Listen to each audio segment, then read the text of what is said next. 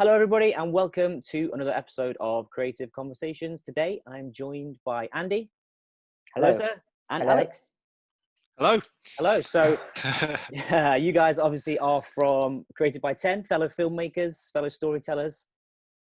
But today, we're here to talk about Film Leicester, really, aren't we? I want to give you guys a chance to explain to everybody what Film Leicester is and what you're looking to achieve with it. So, Andy, we'll start with you, mate. Tell us a little bit about it. Oh, sorry, Alex. Sorry, tell us about it, what it is.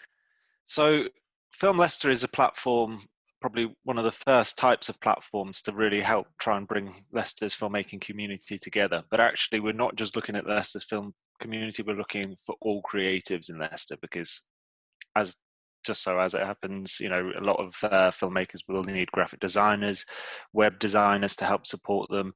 Also, if you're building sets, things like carpenters, and that's precisely this sort of thing we're trying to create. We're trying to have a platform where the individual has a frictionless experience in trying to produce a film.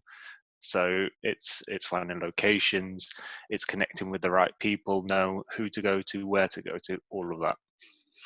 Excellent. So really, it's like a bit of a sort of collaborative platform tool, I guess, for the creatives of Leicester, particularly who do film, but actually beyond that, all the people that plug into what film is, that's kind of what you're looking at creating, is it? Absolutely. It is. Yeah, I'll let Andy sort of carry on with No, a you're little bit. fine. You go for it. No, this is great. I'm just enjoying my miso soup here. This is great. Oh, lovely. So it's entirely about collaboration. I mean, we've often looked at Leicester and the way that Leicester businesses are, and I think just this seems like it's presumptuous, but we have seen it on a lot of occasions with people, and I can completely understand. You'll get individual freelancers, or you get businesses who always shy away from asking, like how things are going, and are very reluctant to talk about what's happening with their own business, and I can completely understand the fear of potentially losing work that way. No one wants to get burned, but I think the thing with all of this is that if we all put our heads together, if we all start collaborating together, we can then try and entice more film to happen in Leicester, and we actually have a lot of the component parts to make all of that happen. So we have a huge number of people who work within the industry, but we don't necessarily shout about it, and we're just trying to make sure that people know Leicester has these people. We can facilitate the filmmaking process, and really we can help to try and bring about a film economy within Leicester.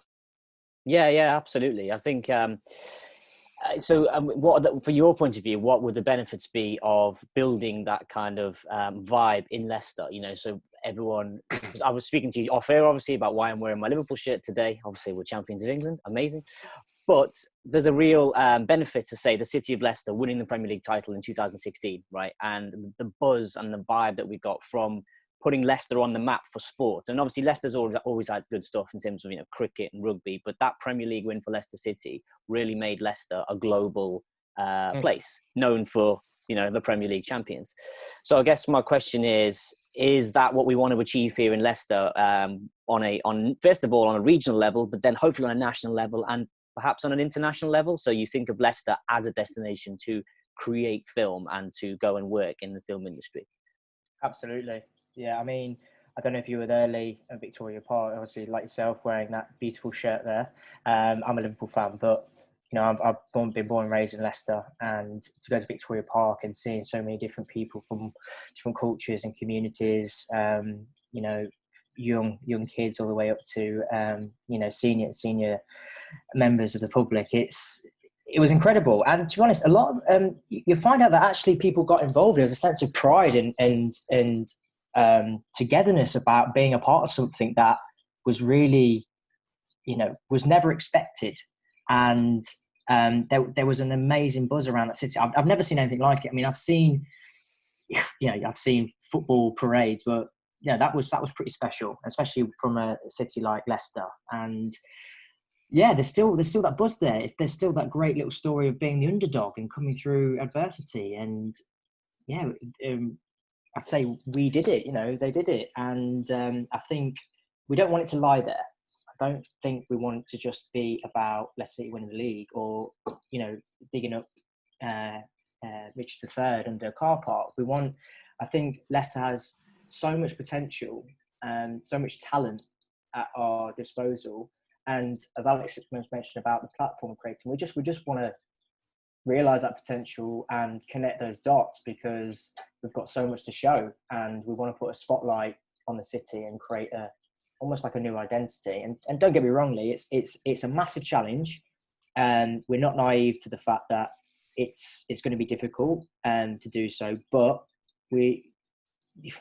everyone likes to try, so we want to give it a go, you know. And we think that after all the conversations we've had over the past few years, and likewise with yourself, there seems to be a lot of similarities and a lot of, you know, frustrations, challenges, and even similarities in aspirational goals that we can address, not as an individual but as a collective.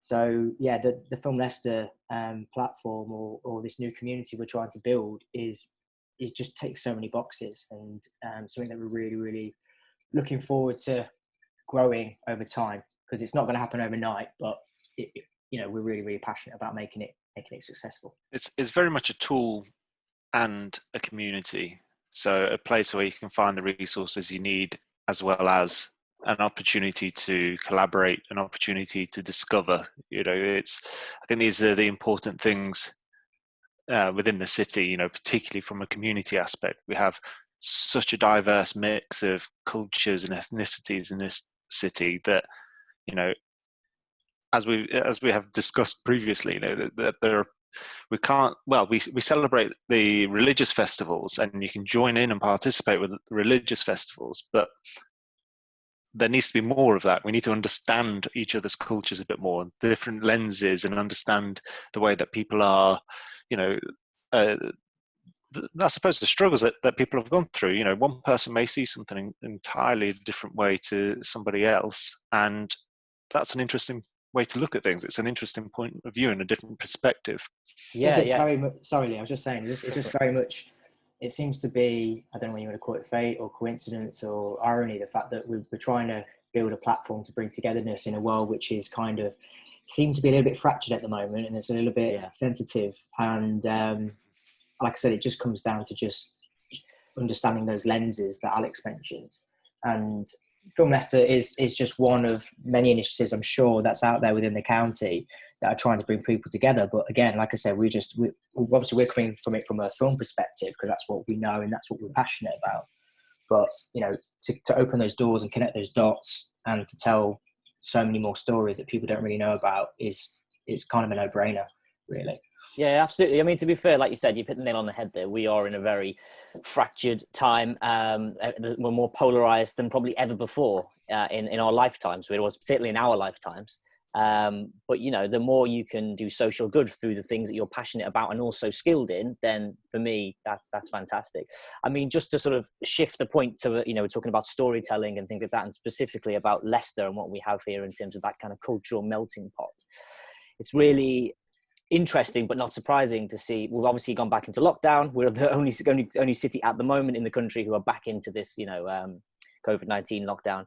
And I wonder whether that is, and I think it probably is true to say that is probably because of our BAME communities. I think more sort of stories are coming out around the areas of the city that are actually really affected are probably sort of more, you know, maybe BAME communities, slightly disadvantaged, and that in itself is really worth exploring as to why are these people being disadvantaged. And you know, I don't know how that relates to film, but there's definitely stories to be told there. You know, education is a massive thing. You know, that's something that we've mentioned from the get-go, and just from our own personal perspective of coming out of education and higher education and not having the opportunities that I would have liked. Didn't help the fact that it was 2009 and the financial crisis happened.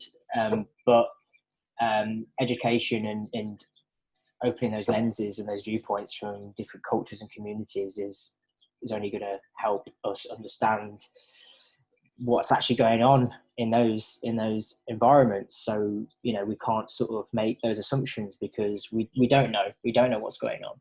And the more that we know about it, then we can have a bit more of a, I suppose, an educated view of of how, you know, how to deal with it and work together to go through those tough situations.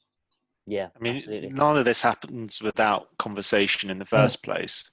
You know, you can't ever, I suppose, heal any wounds that might have happened in the past without engaging in that conversation first. So, you know, if for instance people have struggled through certain adversity, then it's such a good opportunity for other people to learn from that. You know, so many different stories, so many things that are here within the city, people within the city who have got the opportunity to get involved and try and share their own stories and things that they've been through.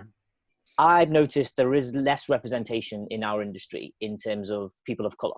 I don't know, you know, the people that you work with. I know a handful of really incredible female directors and cinematographers, actually. So I don't think maybe as much. I've not noticed the kind of male, although it's probably more of a male-dominated industry. There is a lot more females working in the film industry, but actually people of color, you know, in terms of like cameramen and soundmen and directors, I don't know many, and I don't know. It bothers me that why don't I know why that is? You know, so my question to you guys would be: how do we ensure, or, you know, if we all get involved in Film Leicester, how do we ensure that it is diverse and it is inclusive, and we do try and open pathways to people from every background to be encouraged to get involved in filmmaking and actually want to do that? You know, so that's my question to you. Big question. I think a big part of this has to do with ego.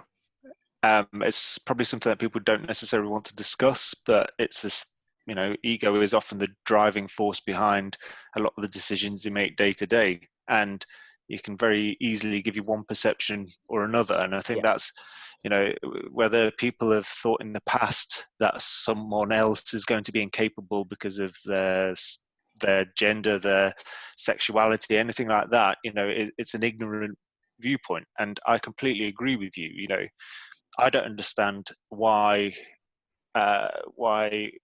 particularly women and, you know, people of other ethnicities are so underrepresented. You know, and I would love to find out. You know, this is the sort of thing where, you know, we really do need that level of togetherness. We need to make sure that the people have the right support network within there, you know, that we are inclusive, that people don't go around just saying, you know, I want this, that, the other, you know, and trying to dominate the conversation. And I think no one person should dominate the conversation. I think it should be a case of having a celebration of what people are doing, whether you're just starting out or whether you're, you know, seasoned veteran. We keep saying this, it's making sure that every single person has the opportunity to learn from somebody else. They have the opportunity to collaborate with other people, and more importantly, that there is that stepping stone, you know, each way. So, you know, that suddenly gives you the opportunities.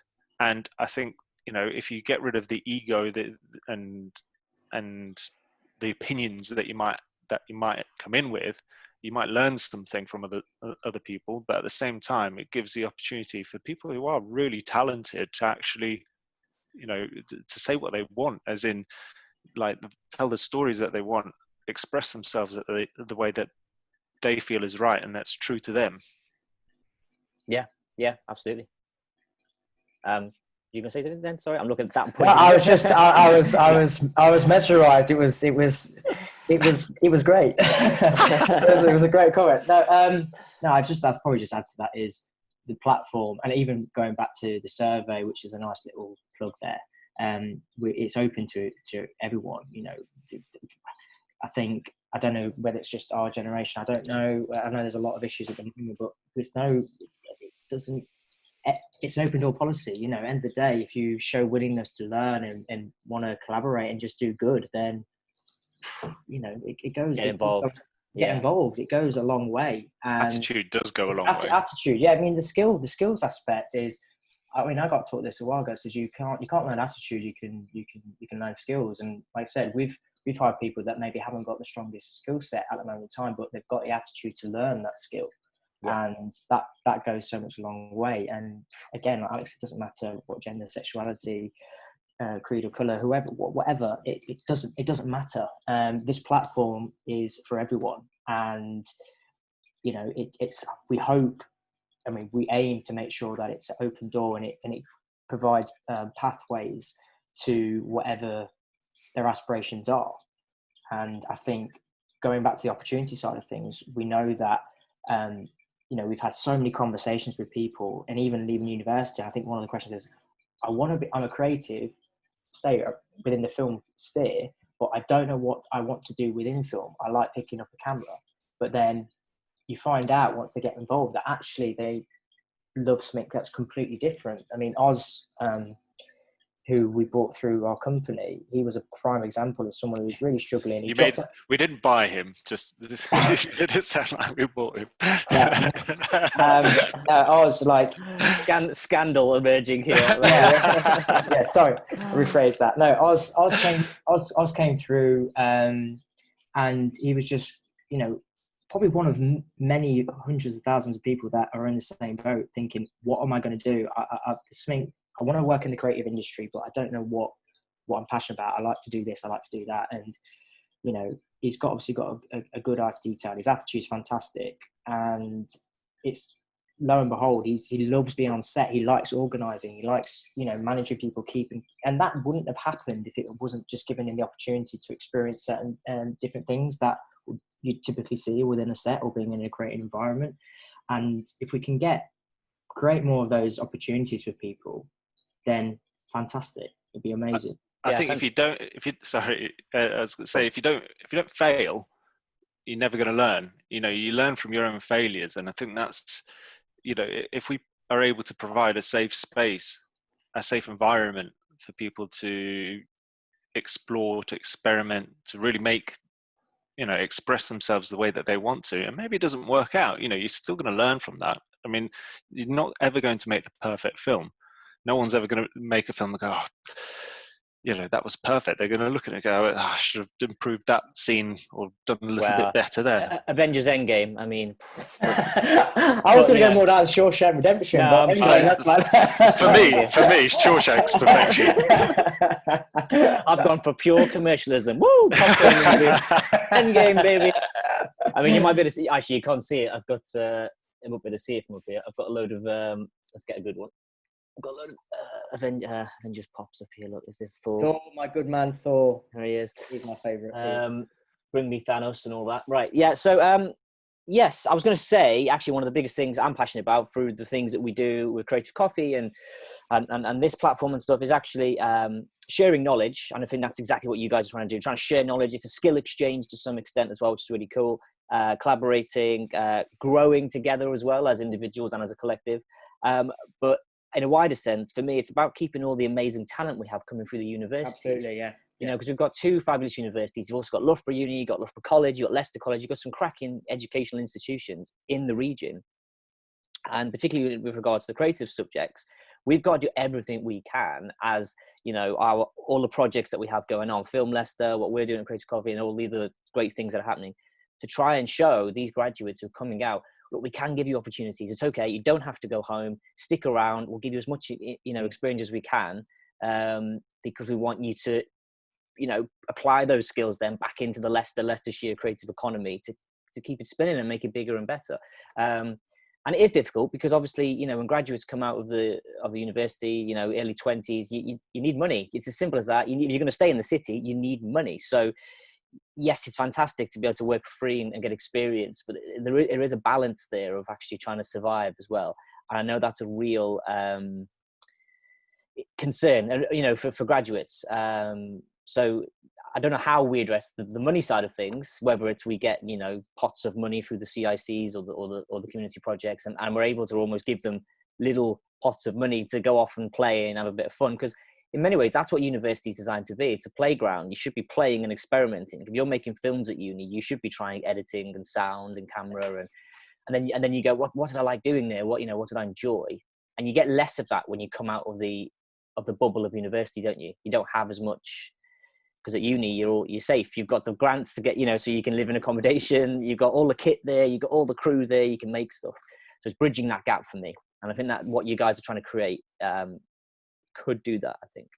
I think that's precisely it. I mean, we've looked at the state of play. How did, if, for instance, we were to realize our own ambitions, and that is to have an independent feature film studio here in Leicester that can cater for Netflix, Prime, VOD services, then how do we get there? And we've always been very open about what we're trying to achieve as a business, but if we're realistic, it's not going to happen overnight.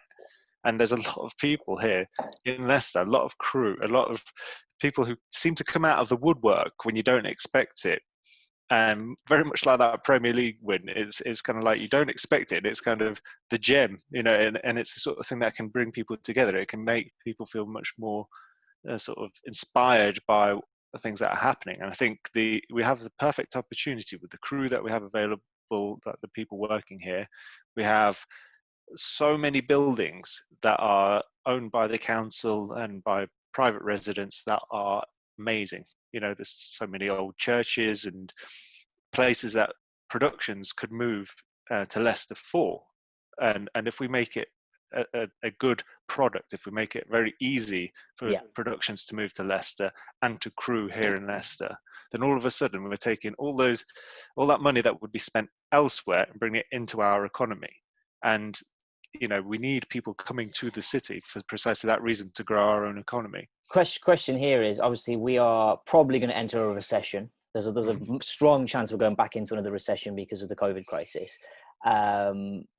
I think more than ever before, the creative industries needs to step up to the plate. I'm not talking about wider sense, but that would be great too. In our city right now, the creative industries could redefine and reshape and almost save Leicester. That's my grandiose opinion on, I completely agree with that. I don't. I think it's fight for all. Take what you can. The purge. The purge. Yeah. No, it's true. It's very, very likely that's going to happen. And like I said, it's a perfect opportunity to start sort of building those bridges and coming together and trying to get through this, and showing off what Leicester can do creatively will be massive, to try and keep our economy moving. I mean, if you consider what happens, like, I think America's quite a good example. You'll get states where they've relied on sort of old economy jobs, and when those jobs have started to dry up over the years as technology and automation and things have improved, all of a sudden, like these states which maybe used to vote Democrat have started to vote Republican, and then all of a sudden, because they think, it's going to be to do with like immigration or anything like that, they start to blame other people. And that's the thing, when you're desperate, when you don't have the money, you don't have the means, you start looking at other people, at other things that will annoy you, I suppose, things that you've seen where someone's maybe doing better off, and it's easy to sort of get caught in that cycle. And as we said earlier, people are coming further and further apart as a result. But actually, if we start supporting one another on every single level, we've got such a good opportunity to almost protect Leicester from that happening. If we don't know about a freelancer, let's say, that's seriously struggling, then how can you possibly get them involved in a project? How can you utilize their skills and, I suppose, keep them afloat until things become better? Yeah, absolutely. Let's just move on to talking about kind of what's in place right now with Film Leicester, and then maybe some kind of short, long-term ambitions for you guys. So is there a website currently up and running at the moment, or one in the works? Am I correct in thinking that? I'll let Andy answer that. No, absolutely not. Okay. Yeah. So yeah, it's been probably like when we first started, isn't it? 5 years in the making, kind of chatting about Film Leicester. The point of call at the moment is the website is up and running. Yeah, Film Leicester. It went in beta sort of start of the year, January time, just to get people using the platform, just to see if there's any sort of issues with it, anything that we can improve with it.